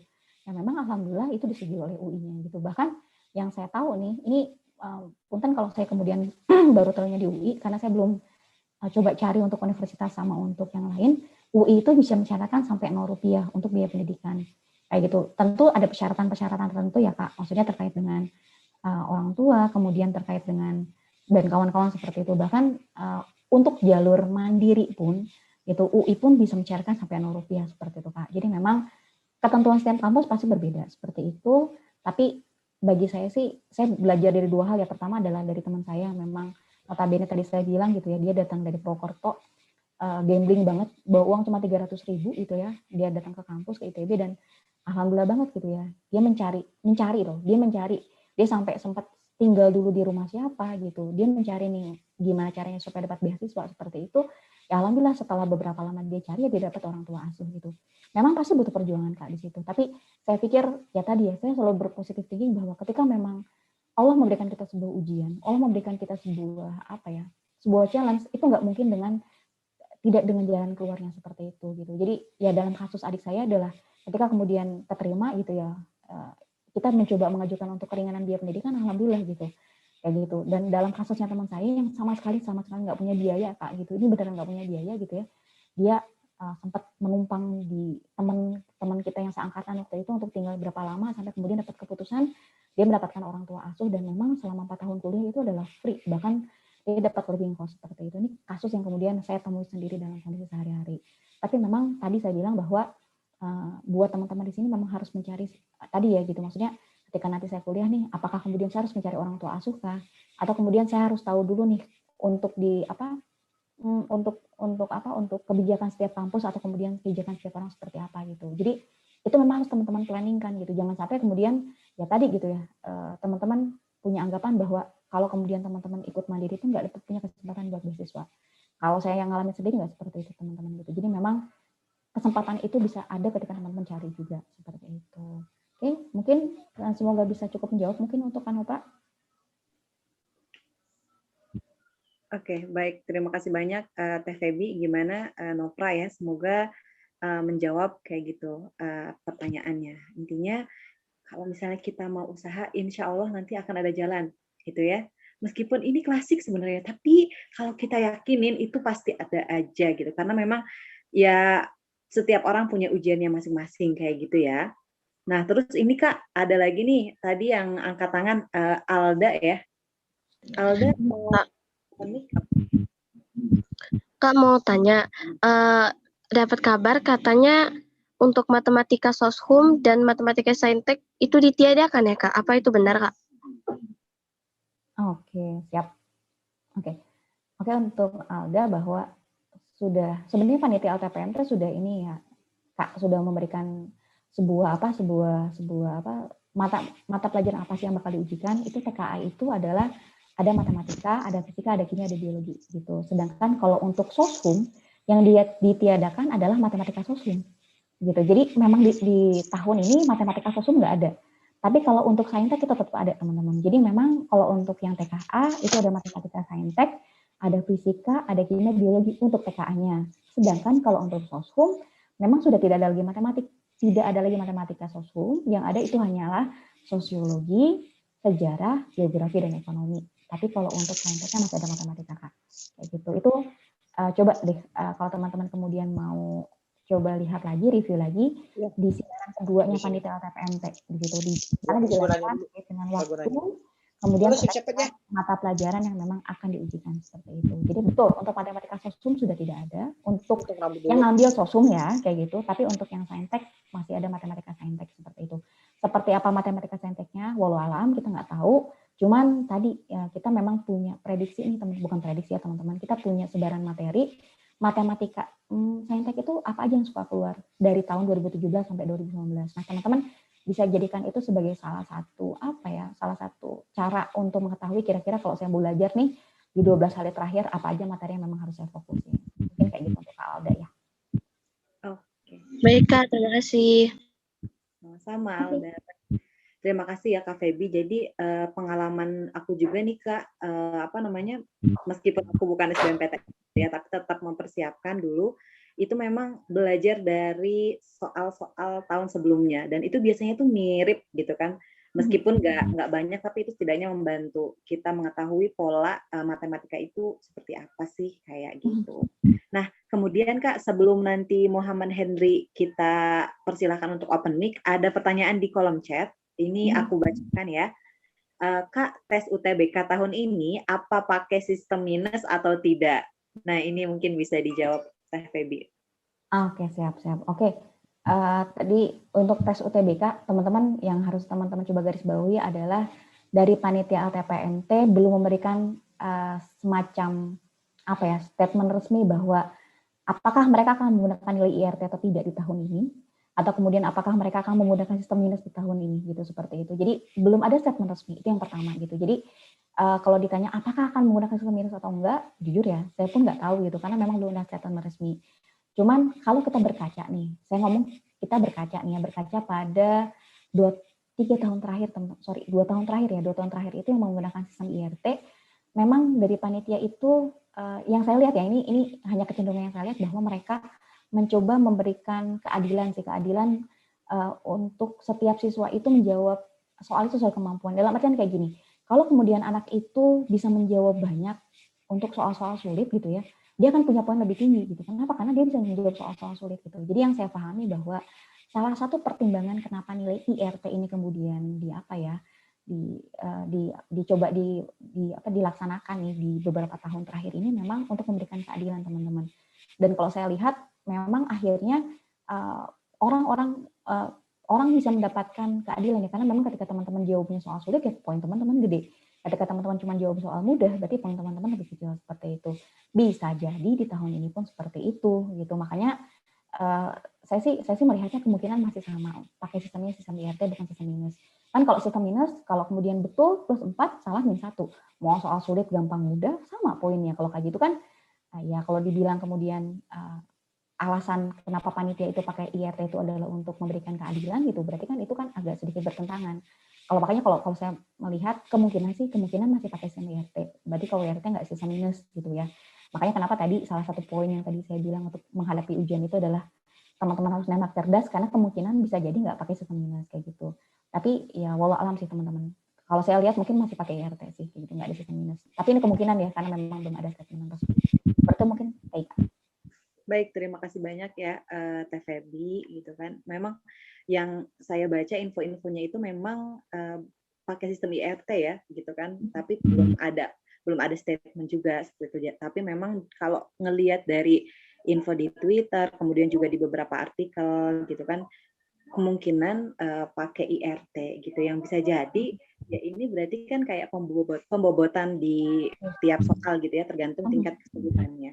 Bisa jadi aja kita benernya 3, tapi nilainya nanti 650. Terus ada juga nih yang lain benernya 3 soal nih gitu kan, tapi nilainya 580 karena mungkin soalnya itu beda kayak gitu teman-teman. Nah, ini ada Muhammad Henry Kanuwijaya yang sudah mengangkat tangan. Boleh open mic? Henry. Tes. Ya, kedengeran Kak semuanya? Kedengeran. Ya, selamat pagi Kak. Saya ingin bertanya nih, agak sedikit out of the box ya. Ini kan menjelang UTBK 2021, banyak yang anak siswa yang dari SNMPTN mulai yang tadi sudah dibicarakan tentang kecewanya dari SNMPTN, dan juga ini banyak yang mau ke SBMPTN dan juga ke Mandiri. Yang saya pertanyakan adalah di saat jenjangnya, atau biasa kan ada nih orang tua atau di lingkungan sekitarnya yang membuat dirinya itu mental break, misalnya jadi mental ngedown. Jadi lu nggak bisa nih, lu harusnya mendingan kerja atau bagaimana nih? Cara pencegahannya bagaimana Kak? Terima kasih. Oke. Baik, boleh Febi untuk dijawab, mungkin memberikan sedikit motivasi dan juga ini ya ke tadi pertanyaan Henry. Oke, buat Kak Henry nih, maksudnya terkait dengan mental breakdown ya, mental breakdown. Memang yang saya pahami nih, ini pengalaman pribadi aja ya Kak ya. Untuk pengalaman pribadi yang kemudian saya lihat memang kondisinya adalah kalau kita melihat manusia nih ya, saya melihat manusia itu ada dua tipe. Pertama dia orang yang tipikal yang mendapatkan semangat dari dalam diri sama mendapatkan semangat dari luar. Kan orang tuh ada dua ya, kan ada orang introvert sama extrovert. Orang introvert extrovert itu kan sebetulnya bukan berarti orang introvert pendiam dan extrovert kemudian heboh ya, tapi sebenarnya orang introvert itu adalah orang yang bisa mendapatkan energi itu dari dalam, dan orang extrovert adalah orang yang mendapatkan energi itu dari luar gitu. Nah yang pertama yang harus teman-teman lakukan adalah teman-teman coba lihat, teman-teman tipikal yang kayak gimana, introvert kah atau extrovert kah? Itu yang pertama, kenali diri teman-teman dulu. Nah ini tips pribadi ya yang saya lihat, kalau teman-teman tipikal orang introvert, sebetulnya ya ketika teman-teman tanda kutip mendapatkan serangan kayak mental breakdown seperti itu, sebenarnya kalau orang introvert itu cukup punya satu, teman-teman harus punya motivasi. Kenapa saya harus lanjut di situ? Kenapa kemudian saya harus memperjuangkan itu? Teman-teman bakal langsung dengan sendirinya si mental breakdown itu bakal nggak ngaruh di teman-teman. Percaya deh. Kenapa? Karena saya orang introvert. Saya orang introvert di mana saya harus punya motivasi diri yang kuat dulu. Kemudian motivasi itu akan membuat saya nggak peduli dengan omongan orang lain. Karena saya tipikal introvert teman-teman. Nah, gimana dengan tipikal teman-teman yang ekstrovert gitu? Kan orang ekstrovert tadi mendapatkan energinya dari luar ya gitu, dari lingkungan sekitar. Satu yang bisa teman-teman lakukan, coba cari sebuah lingkungan yang teman-teman anggap itu positif gitu. Jadi tanda kutip nih, di hari-hari terakhir ini coba berteman dengan orang-orang yang bisa memberikan teman-teman semangat kayak gitu. Kan pasti dong ada dalam sebuah lingkungan teman-teman. Kalau teman-teman nggak dapat dari keluarga, bisa juga didapatkan dari mungkin teman-teman seperjuangan nih. Kalau saya lihat ya di Twitter nih terutama gitu ya, kan suka ada akun, hayu kita ambis bareng gitu ya, lulus PTN 2021 gitu. Nah itu coba teman-teman berteman sama orang-orang kayak gitu. Kenapa? Karena suasananya akan membuat kalian itu lebih apa ya, lebih bersemangat gitu. Karena memang tadi gitu, kalau untuk teman-teman yang ekstrovert itu, teman-teman harus pandai dan bijak memilih lingkungan seperti itu. Kenapa? Karena ya teman-teman akan terpengaruh seperti itu. Nah, buat Kak Henry, kalau kemudian Kakak tipikal orang yang introvert tadi, saya sangat sarankan teman-teman buat, kalau Kak, saya nggak nemu nih kalau di teman-teman SMA gitu ya, atau teman-teman sekolah saya itu udah tipikal yang ya tadi gitu ya, wah lu udah nggak lulus 6 PTN, lu udah pasti gagal. Mana buktinya? Adik saya aja 7 kali ujian, baru ujian ke-7 itu berhasil gitu ya. Nah, jadi teman-teman coba cari lingkungan yang positif. Kalau teman-teman nggak dapat lingkungan positif itu di lingkungan kalian, medsos banyak kok teman-teman. Cari akun-akun ambis di Twitter, terutama di Twitter sih. Saya sih banyak melihat banyak akun-akun ambis gitu ya. Bahkan di situ biasanya mereka saling nge-tag ada EO gratis lah, kemudian mereka saling nge-share rangkuman dan kawan-kawan. Itu akan memberikan suasana yang berbeda sekali seperti itu. Jadi saya sih saranin kalau kemudian teman-teman tipikal ekstrovert, coba cari lingkungan yang benar gitu ya. Karena sebenarnya itu toxic ya. Kalau saya bilang toxic friend gitu ya, orang-orang kayak gitu tuh. Kenapa? Karena ya toh seperti yang saya bilang bahwa namanya gagal itu adalah hal yang niscaya, berhasil juga harus hal yang niscaya gitu. Cuman kita nggak tahu nih mana yang memang menjadi jalan kita. Allah akan ngasih kita di jalan yang mana gitu. Kita kan nggak tahu gitu. Nah tadi kalau kakak tipikal yang introvert, coba cari motivasi kenapa kakak harus lanjut atau kenapa kakak harus kuliah seperti itu. Itu motivasi diri. Tapi kalau kakak tipikal yang adalah extrovert, coba cari lingkungan yang baik gitu. Itu aja sih kalau dari saya. Nah itu murni pengalaman pribadi. Mungkin kayak gitu. Semoga menjawab. Makasih Kak atas Oke. pertanyaannya, atas jawabannya. Siap, sama-sama. Sama-sama. Atau mungkin ada teman-teman lain di sini yang mau sharing ya. Yang mau sharing boleh banget ya Teh Febi ya. Boleh banget. Boleh ya. Silakan kalau misalnya ada yang mau sharing nih dari teman-teman nih terkait tentang pengalamannya, kemudian juga misalnya kemarin masih belum beruntung di SNMPTN, kemudian sekarang mencoba untuk di SBMPTN, itu boleh banget di-sharingkan ya teman-teman, karena memang kalau misalnya yang aku rasakan kayak gitu ya, ketika sedang berjuang, seperti ini ya, gitu kan, aku meyakini teman-teman yang ada di room ini adalah orang-orang yang ingin berjuang bersama, yang punya mimpi dan juga punya visi yang sama. Nah, intinya kita harus cari, benar banget kata Teh Feby, lingkungan yang bisa mendukung kita untuk bisa mencapai mimpi tersebut, teman-teman, kayak gitu. Yuk, kalau mau ambis bareng gitu ya, bahasa sekarang kan gitu ya, ambis bareng kayak gitu. Ada lagi yang mau ditanyain? Teman-teman semua? Boleh tanya lagi, Kak? Boleh Nopra. Ini yang paling mungkin every single people will be happen kayak gini. Udah ambis berbulan-bulan, udah persiapin kayak mana yang mereka bisa, mana yang mereka harus ngerti, atau para yang gap year sudah memperhitungkan soal-soal yang akan muncul. Tapi waktu mendekati hari H, mereka merasa paling bodoh. Nggak ngerti sama sekali konsepnya, nggak ngerti sama sekali apa yang harus dikerjakan, nggak ngerti yang bahkan mereka nggak ngerti apa yang mereka nggak ngerti, nah, gitu. Yang menjadi masalah adalah ketika mereka hari H, semua yang mereka perjuangkan itu hilang.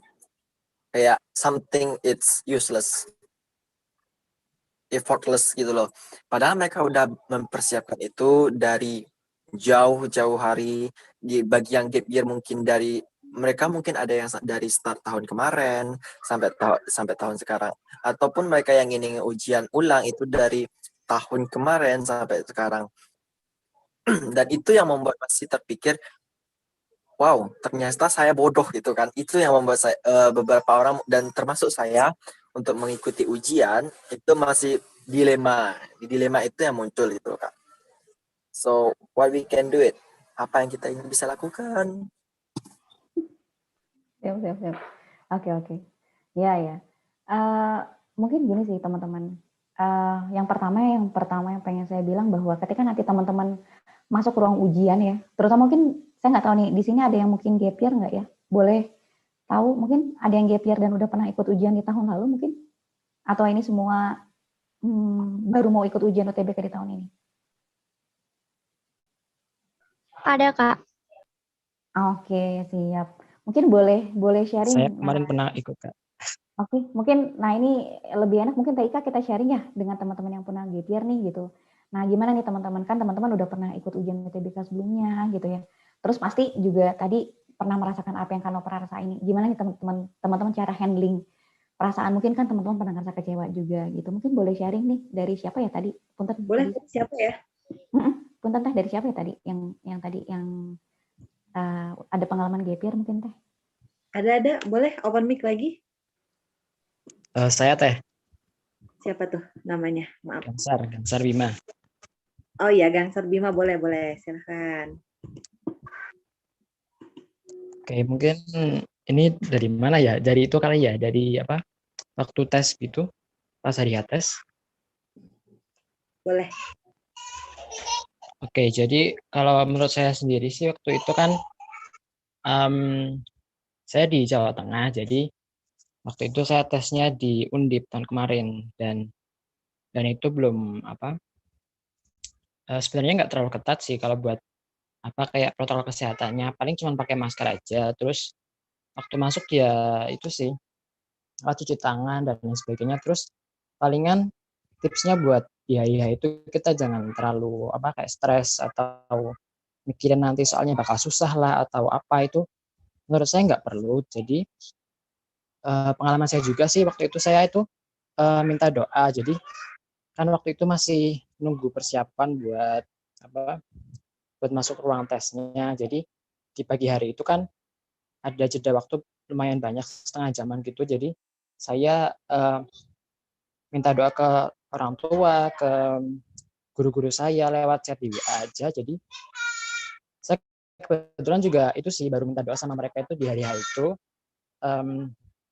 Ya apa biar saya bisa dilancarkan dan insya Allah saya juga minta maaf ke mereka kalau saya tuh punya banyak kesalahan saat saya sekolah dulu. Jadi paling itu sih kekuatan doa menurut saya itu paling penting di hari H nanti.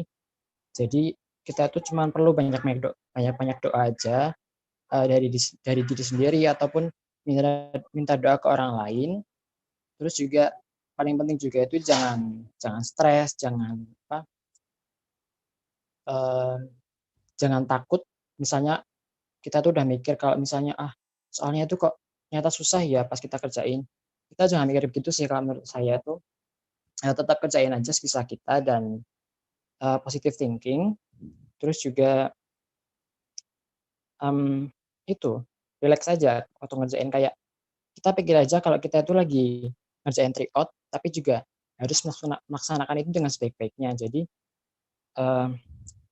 nggak terlalu dipikirkan atau dibikin stres. Itu mungkin kira-kira desa. Oke, makasih banyak Gangsar Bima atas sharingnya. Boleh tadi ada satu orang lagi rasanya ya. Ros. Ini udah open mic nih, ada Ros Ochani. Mau sharing kah? Ada lagi tadi rasanya ada selain Gangsar ada lagi ya. Kak. Oke, Anissa. Oke. Jelas Kak? Oke. Jelas. Boleh silakan. Pengalaman aku yang tahun kemarin ya ikut UTBK, kalau pengalaman dari segi pelaksanaannya ya hampir sama kayak yang tadi dijelasin sama siapa tadi, Gangsar Bima ya. Nah mungkin apa sih lebih ke memanfaatkan waktu gitu, karena tahun kemarin itu pas aku UTBK itu ada 5 soal yang nggak kejawab karena emang kekurangan waktu banget gitu. Jadi harus pinter-pinter kita memanfaatkan waktu dan juga kita harus bisa menganalisis soal itu dengan cepat dan tepat gitu. Kalau apa sih pengalaman aku UTBK kemarin gitu. Jadi yang paling emang benar-benar dimaksimalkan tuh waktunya gitu. Waktunya kita harus memaksimalkan dengan baik. Soalnya banyak gitu ya yang lain juga yang emang dia tuh nggak bisa jawab soal, padahal dia bisa gitu sama soal itu, tapi karena keterbatasan waktu dan akhirnya dia stuck sampai di sana gitu, nggak bisa ngerjain soalnya sampai beres kayak gitu. Mungkin itu aja sih Kak kalau dari aku di masalah waktunya aja. Oke, baik. Makasih banyak Anissa atas sharingnya dan juga tadi Gangsar sudah sharing ya. Jadi memang ini teman-teman semua pasti merasakan ya. Ini juga sekaligus ngebahas ini ya, yang di chat nih ada Safina. Safina ngechat, Kak aku mau bertanya gimana ya Kak cara menghilangkan rasa takut dan khawatir akan mengecewakan orang-orang di sekitar kita, terutama orang tua. Semakin mendekati hari UTBK, semakin banyak kekhawatiran yang muncul di pikiran, apalagi sempat kemarin itu kecewa nggak lulus SNMPTN kayak gitu.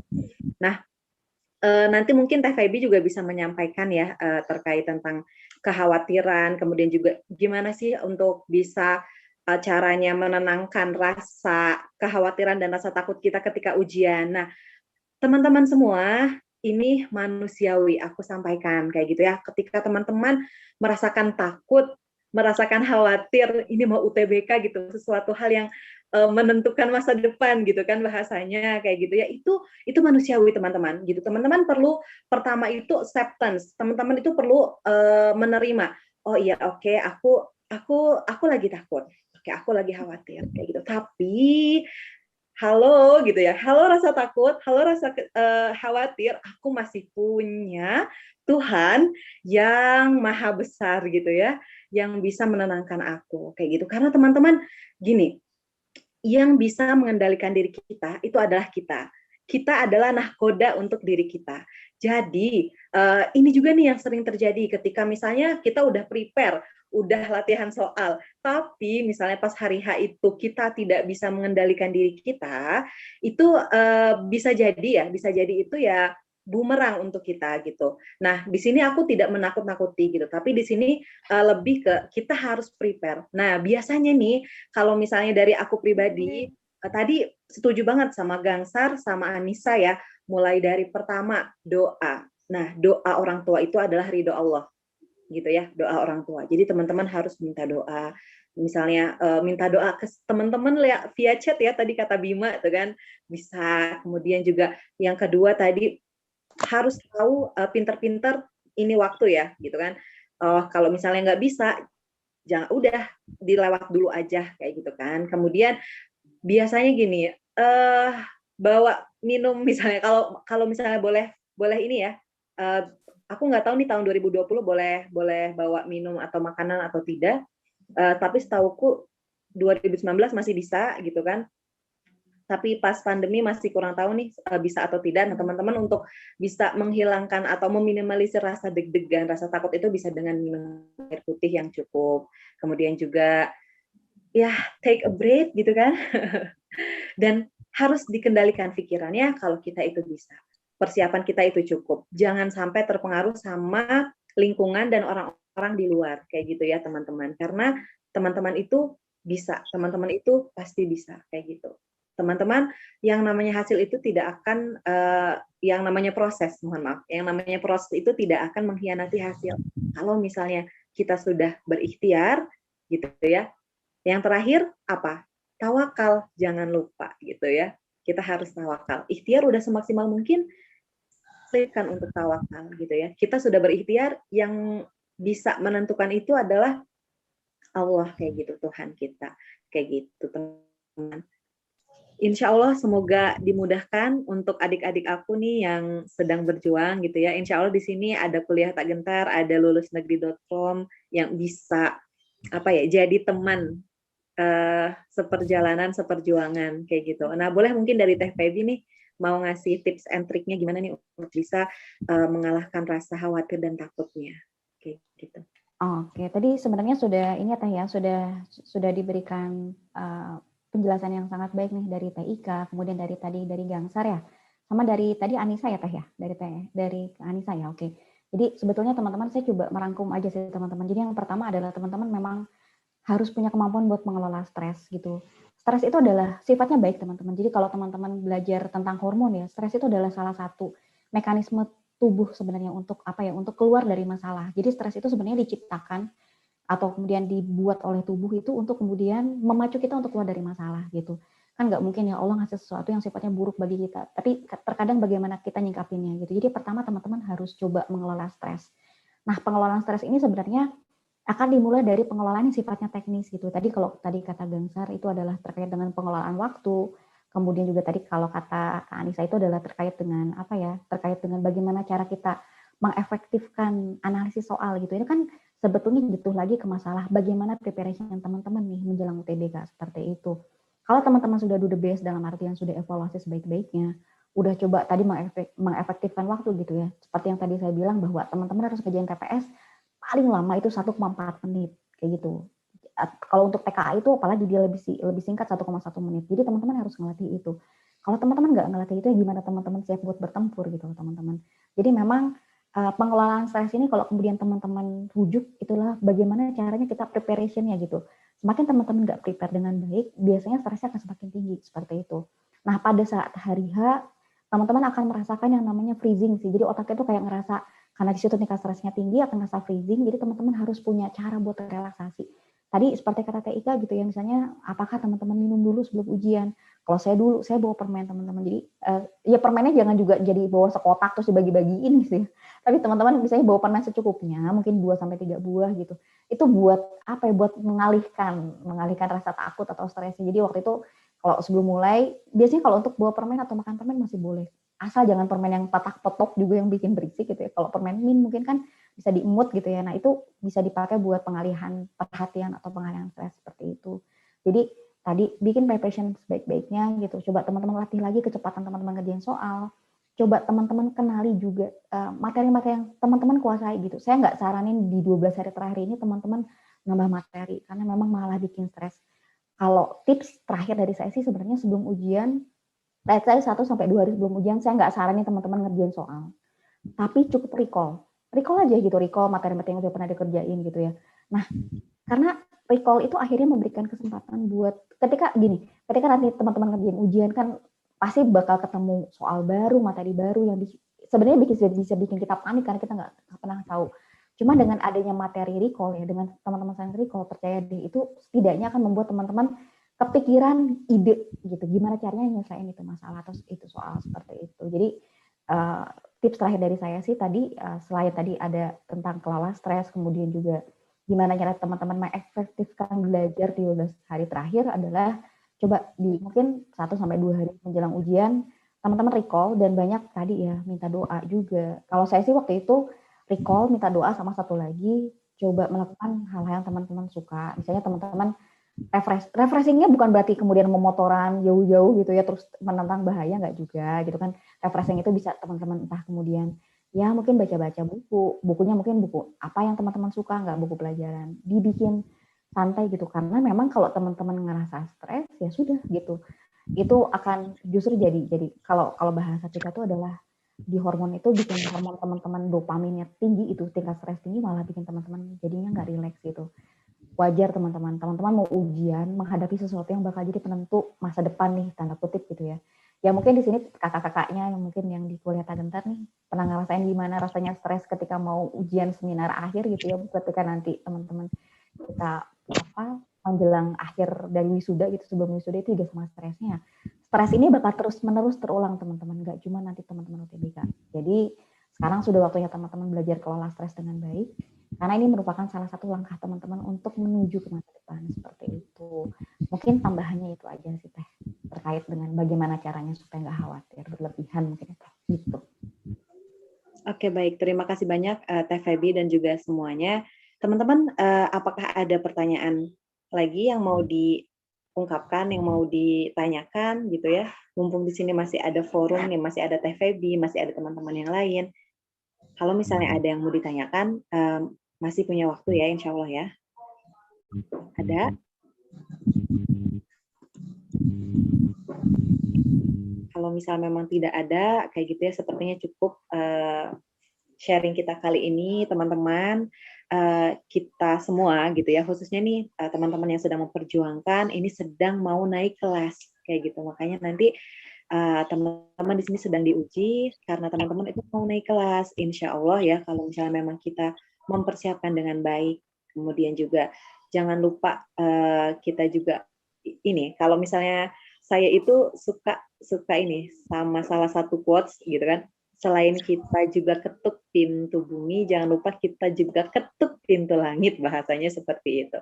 Kayak gitu ya teman-teman, mungkin di sepertiga malamnya jangan lupa didoakan mimpi-mimpi teman-teman itu misalnya mau masuk kemana, dimudahkan dan diluluskan ujiannya gitu ya. Selain dikuatkan, kemudian juga teman-teman berdoa untuk diluluskan dalam ujian hidup di fase ini gitu. Ini fase 1 nih teman-teman gitu. Karena kata coach saya gitu ya, setiap manusia itu akan menghadapi 3 fase ujian yang terberat gitu. Yang pertama, fase pertama itu adalah peralihan dari SMA menuju perkuliahan. Nah, itu satu fase.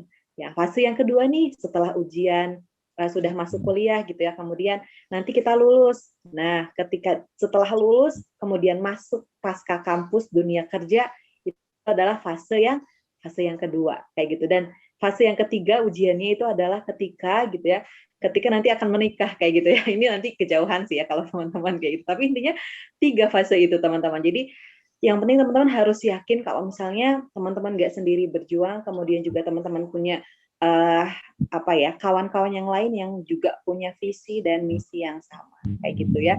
Semoga di tempat ini gitu ya, di Kuliah Tak Gentar bersama juga lulusnegeri.com gitu ya, bisa jadi sarana belajar kita, bisa jadi ruang bertumbuh dan juga ruang belajar kayak gitu. Makasih banyak buat teman-teman di sesi sharing kali ini sudah meluangkan waktunya. Mohon maaf atas segala kekurangannya. Makasih juga Teh Febi sudah share adik kita gitu ya. Ini beneran sudah tidak ada lagi yang bertanya nih. Terakhir. Intinya sudah cukup, Kak.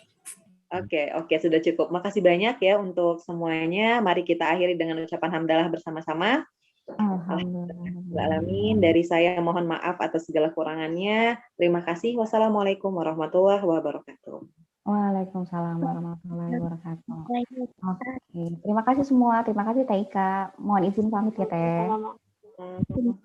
Kita baru boleh nggak ya? Kayaknya udah pada pergi ya. Sebentar. Oke, boleh kalau misalnya mau on cam boleh. Tadi lupa untuk foto bareng ya. Oke, saya izin share.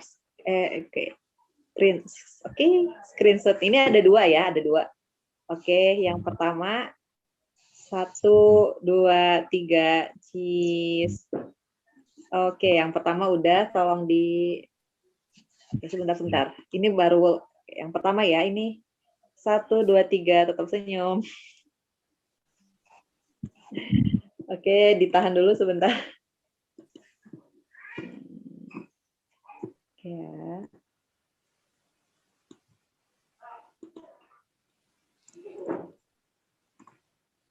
Ini yang kedua. Oke, yang kedua. Oke, 1, 2, 3, cheese. Oke, terima kasih banyak teman-teman semua. Oke, boleh meninggalkan room-nya. Terima kasih banyak atas kesempatannya. Semangat. Good luck ya buat semua. Oke, semoga semua diberikan pilihan yang terbaik lah. Lulus di PTN yang terbaik juga. Amin. Terima kasih Kak. Amin Kak, makasih. Assalamualaikum. Waalaikumsalam. Assalamualaikum. Makasih banyak teman-teman semua, semangat. Oke. Kalau mau ada yang didiskusikan boleh ya di grup ya teman-teman ya, di WA grup.